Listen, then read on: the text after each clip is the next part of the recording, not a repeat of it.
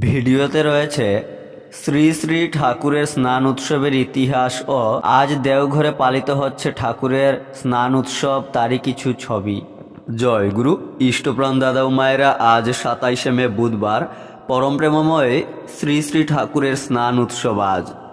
আজ এই দিবসে বিশেষ নিবেদন শ্রী শ্রী ঠাকুরের পুণ্য স্নান উৎসবের ইতিহাস। ভিডিওটি লাইক করে প্রচুর শেয়ার করবেন যাতে এই তথ্যগুলি প্রত্যেকে জানতে পারেন। অনুরোধ আপনাদের কাছে ভিডিওটি প্রচুর শেয়ার করবেন। এবারে বিস্তারিত। সৎসঙ্গ আশ্রমে একটি সুইমিং পুল করার কথা শ্রী শ্রী ঠাকুর বহুদিন থেকেই বলছিলেন। ঠাকুর বাংলার দক্ষিণ পশ্চিম কোণে সুইমিং পুলটির কাজ শুরু হয় এবং মে মাসের দিকে শেষ হয়ে যায়। 27শে মে 13ই জ্যৈষ্ঠ শুক্রবার বিকেলবেলায় উক্ত পুলের উদ্বোধন হয়। পরম প্রেমময় শ্রী শ্রী ঠাকুর নবনির্মিত সুইমিং পুলে স্নান করলেন। জগজ্জননী শ্রী শ্রী বড়মাও সেদিন উপস্থিত ছিলেন সেখানে, আর ছিলেন শত শত আশ্রমের নরনারীগণ। শঙ্খধ্বনি উলুধ্বনিতে প্রাঙ্গণ মুখরিত হয়ে উঠেছিল।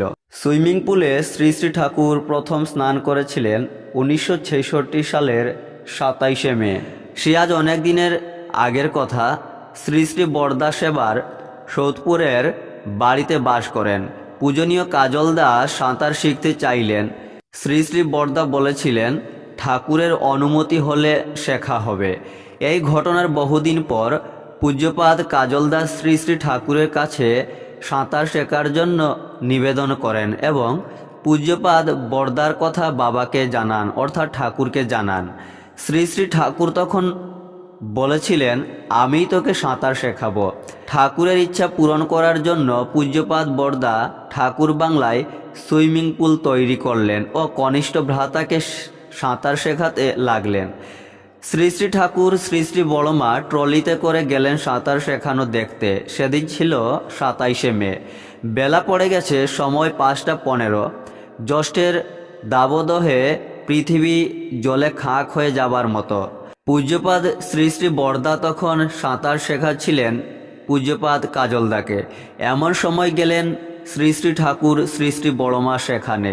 সাঁতার শেখানো দুজনেই বেশ উপভোগ করছিলেন। কিছুক্ষণ পর বরদা ঠাকুরের কাছে প্রার্থনা জানালেন, বাবা স্নান করবেন, নামুন না। শ্রী শ্রী ঠাকুর উৎফুল্ল হয়ে বললেন আমি নামব? শ্রী শ্রী বড়মার দিকে তাকিয়ে জিজ্ঞেস করলেন আমি স্নান করতে নামব? শ্রী শ্রী বড়মা সহাস্যে সম্মতি জানালেন। ঠাকুরের হাত ধরে নামালেন ঘাটে পূজ্যপাদ শ্রী শ্রী বরদা। শ্রী শ্রী ঠাকুর বেশ আনন্দে স্নান করলেন, সাঁতার কাটলেন। তারপর 6টা 20 ফিরে এলেন পার্লারে। সেদিনের স্মৃতিকে কেন্দ্র করেই আজ পুণ্য স্নান উৎসব প্রতি বছর উদযাপিত হয়। শ্রী শ্রী ঠাকুর এই সুইমিং পুলে মাত্র 6 দিন স্নান করেছিলেন। সেই তারিখগুলি হলো 27, 28, 29, 31শে মে।